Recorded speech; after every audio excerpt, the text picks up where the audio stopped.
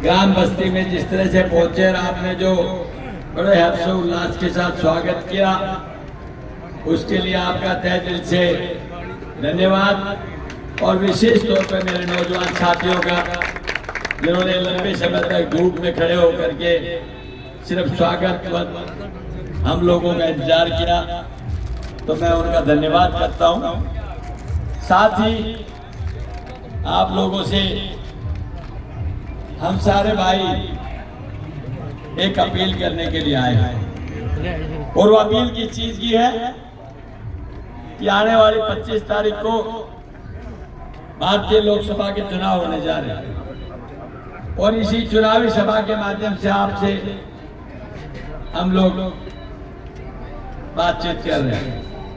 मन बहुत है आप सब लोगों का, इतने भाई हैं, इतना प्यार है आपका, एक से एक बड़े आपके नेता, पूर्व विधायक और पूर्व अधिकारी से लेकर के सभी समाज सेवी, शिक्षाविद आपके सामने विराजमान है। हमारा भी मन करता है, आपका भी करता है, लेकिन थोड़ी समय की पाबंदी है कि गांव 1126 है और समय सिर्फ 15 दिन का है। खूब भी प्रयास कर ले तो भी 80, 85, 90 गांव रोज करो तो पूरे होते हैं, जो संभव ही नहीं। इसी बात को लेकर के 30-31 गांव सुबह 7 बजे 8 बजे शुरू करके रात को 12 बजे तक पूरे होते हैं।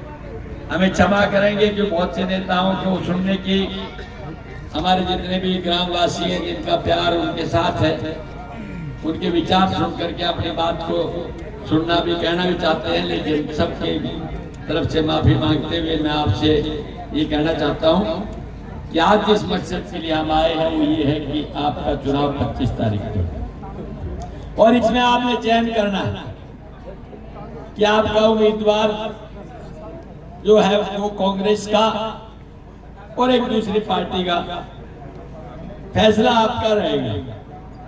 लेकिन हमेशा जब भी प्रजातंत्र में किसी का भरोसा होता है तो निश्चित तौर पे वो अतीत को झांक करके फिर भविष्य का फैसला करता है कि 10 साल से भारतीय जनता पार्टी का प्रदेश और देश में राज है, और 10 साल पहले भारत के अंदर कांग्रेस का राज इसी तरह प्रदेश और देश में रहा। फर्क कितना है? एक समय वो था जब भारत की उड़ान आसमान की तरफ थी, और एक समय आज है जब भारत आसमान से जमीन की तरफ चला हुआ। पिछले गांव के अंदर एक बुजुर्ग हम बोल के नीचे आए तो जो मैं कुछ बात बता रहा था उससे पहले कहने लगे, राव साहब ये क्या है, आप अगली बात क्यों नहीं कहते कि हमारे पास छोड़ा क्या है? रेल बेच दी, तेल बेच दिया, हवाई जहाज बेच दिए, बंदरगाह बेच दिए। किसान के पास क्या है? जवान के पास क्या है? मजदूर के पास क्या है? मजदूर के लिए 2 वक्त की रोटी नहीं, किसान के लिए मेहनत का पैसा नहीं, नौजवान के लिए रोजगार नहीं। ये प्रदेश और देश कहाँ जाएगा?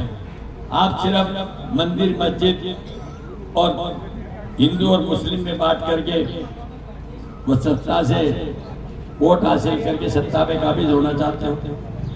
मैं आपसे कहना चाहता हूँ, तहे दिल से, अच्छे मन से एक बार सोच के देख लें हमने क्या खोया क्या पाया। ये तो कहते हैं हमने बहुत कुछ किया, कांग्रेस ने कुछ नहीं किया, लेकिन कांग्रेस के पीछे झांक के देखेंगे तो आपको पता लगे जो कुछ किया वो कांग्रेस ने किया। ये तो उसकी मेंटेनेंस भी नहीं कर पा रहे जो कांग्रेस ने किया। कौन सी उपलब्धि है इनकी? आज जो भी सब परिस्थितियां इस देश में हैं उनके लिए कोई उत्तरदायी है तो ये देश से अरबपति खरबपति लोग, इंडस्ट्रियलिस्ट लोग अपने आप को सुरक्षित समझते हुए विदेशों में पलायन कर रहे हैं। आपके हरियाणा प्रदेश के अंदर जो इन्वेस्टमेंट कांग्रेस टाइम की आई थी, उसके बाद से कोई इन्वेस्टमेंट नहीं आई है। कांग्रेस के टाइम पे बहुत सी विदेशी कंपनियां हिंदुस्तान में आई थी और उन लोगों की प्रेफरेंस भी हरियाणा था। लेकिन कांग्रेस बीजेपी के राज के अंदर एक कंपनी ऐसी नहीं आई जिसे ये कह सकते हैं ये बहुत बड़ी कंपनी है, क्योंकि सरकारी नौकरी सबके लिए संभव नहीं, तो बेरोजगार युवकों को प्राइवेट सर्विसेज में भी अच्छी एडजस्टमेंट हो जाती है। अब इन संसदों के बाद में कुछ बचता नहीं, तो भाई हम तो ये कहना चाहते हैं कि जब भी कांग्रेस का राज आएगा राहुल जी ने घोषणा पत्र खड़गे जी ने बैठ के, सोनिया जी ने बैठ के तैयार किया है और उस घोषणा पत्र के अंदर आम आदमी की समस्याओं को समझ करके कुछ तय किया। सबसे पहले तय किया है कि भाजपा ने तो नहीं किया, लेकिन हम सत्ता में आएंगे तो किसान को एमएसपी जरूर देंगे, उसमें कोई दिक्कत नहीं आएगी।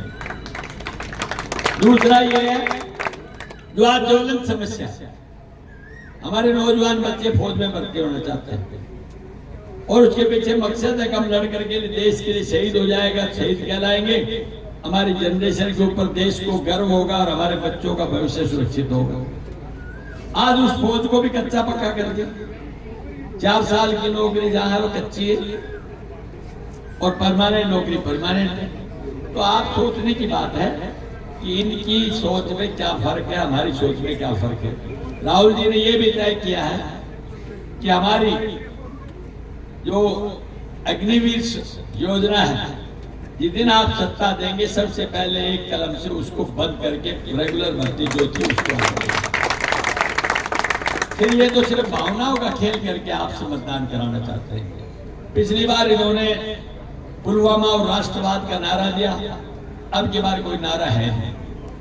इसलिए जमीनी हकीकत पर मुद्दे पे कोई न कोई बात करना चाहे तो मुद्दे में कहीं नहीं खड़े हो पाते, और जब मुद्दे नहीं है तो खड़े कैसे होंगे। अब कहते हैं कि भाई लोगों को बहकाओ, 400 पार, आम आदमी भ्रमित हो जाएगी। 400 नहीं तो 350, 350 नहीं 300 आएंगे, नहीं तो सरकार तो बढ़ाएगी। लेकिन अब लोग समझ चुके हैं, वो कहते हैं कि 400 पार का नारा है, वैसा ही पिछली बार 75 पार का विधानसभा में था।